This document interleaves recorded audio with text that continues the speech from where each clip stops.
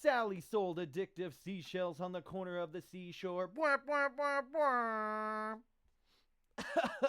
What's up, Internet? My name's Trent Merrill, and I'm going to be giving you a quick breakdown and fact check on a clip from Trump's recent speech in Iowa regarding death tax and just the big fucking ugly tax bill, the big spending bill that Trump has passed through into legislation. So we're just going to give that a quick peek.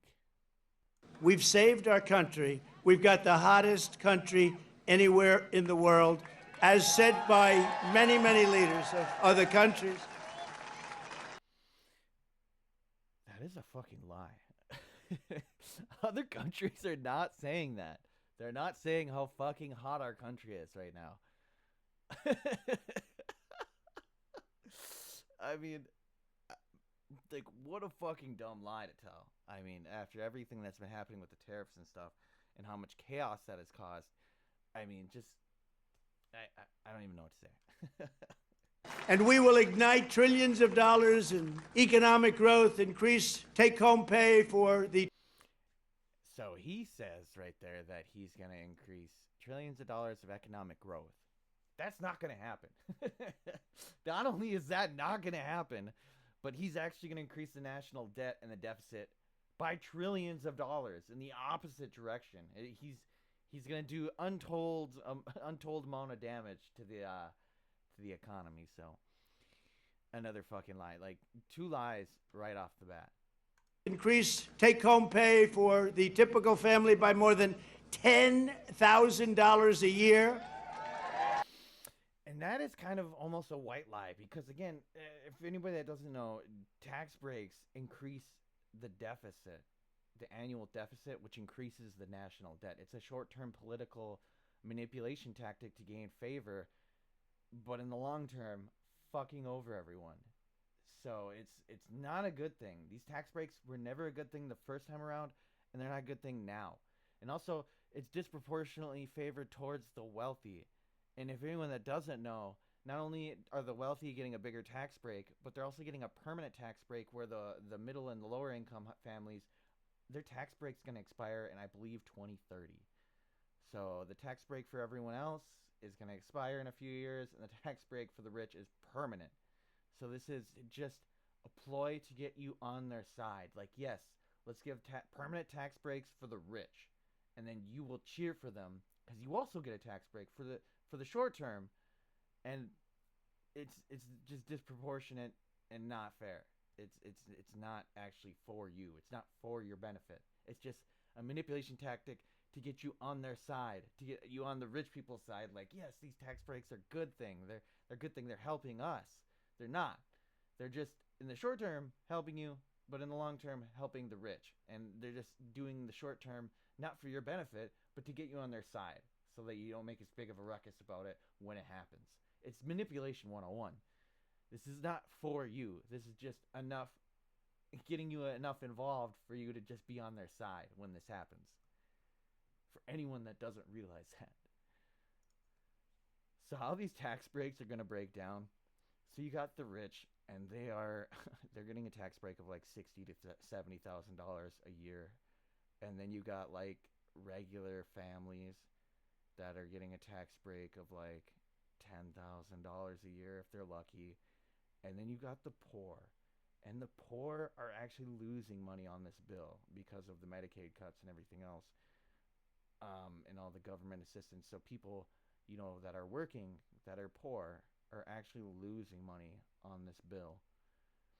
And again, the middle class is only getting roped into this with some amount of benefit in order to get you on their side as a manipulation tactic. So please don't let these very simple manipulation tactics dictate your train of thought, because it is very insulting to our intelligence to just be like, we'll give you a short-term benefit for the next few years and then give us a long-term benefit for the rest of our lives, and then you're going to be on our side because of that, and not see through the smoke and mirrors and all the bullshit.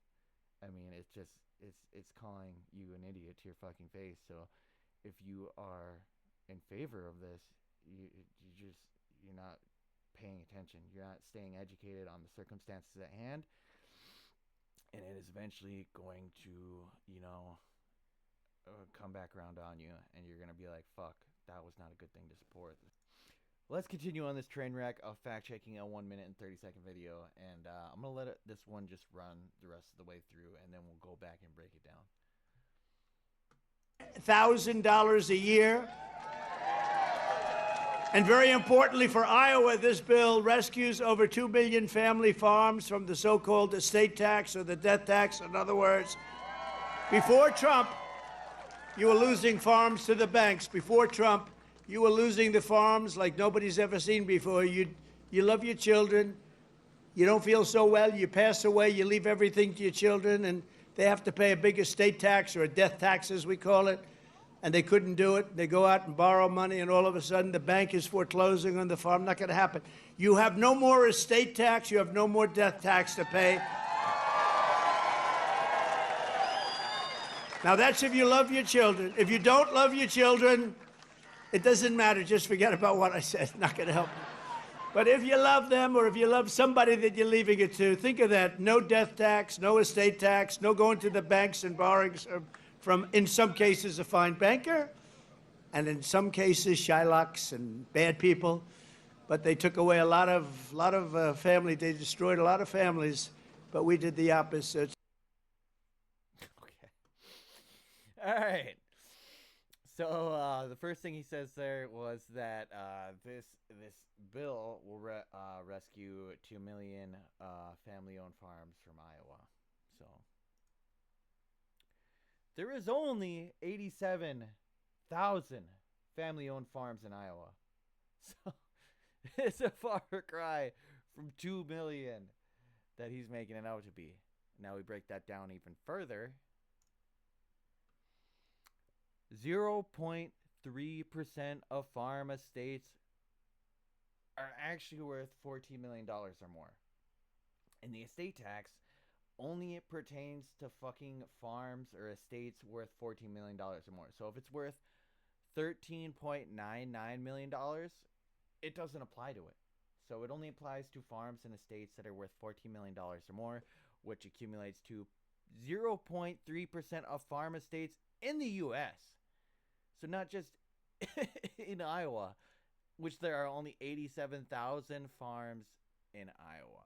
So, I mean, oh my God. I'm almost tempted just to break down how many that is.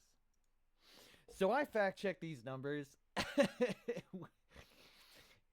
and 0.3% of 86,911 is actually 2,607.33.